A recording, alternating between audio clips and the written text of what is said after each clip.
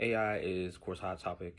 You factor in AI in education, implications there, then we got even more to go into.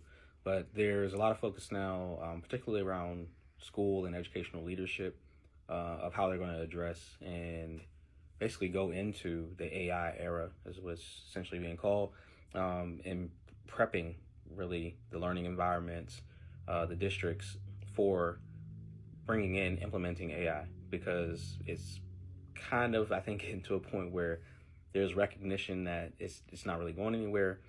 You're going to find it in a lot of your tools and resources. And I mean, there's so many ed tech companies that are creating these, I'm going to use air quotes, solutions that are grounded in AI. A lot of good stuff, but we still have to be careful about everything, to be honest with you.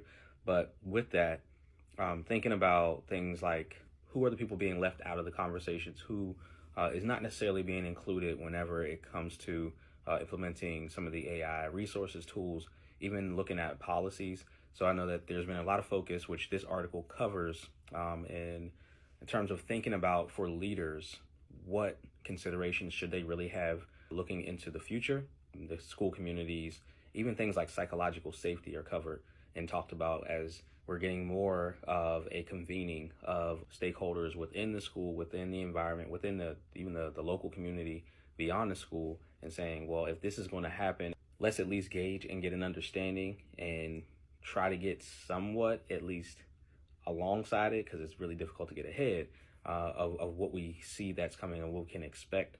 The article itself actually references, the ground shifting beneath your feet. Still a lot of unknown, but still a lot of what's being pushed into the schools, into the districts, into homes, even in a lot of cases. We have to really think about and plan for. Hopefully, we won't end up dealing with a lot of the same disparity that we've seen with a lot of other implementations, but we'll see how it goes. Peace.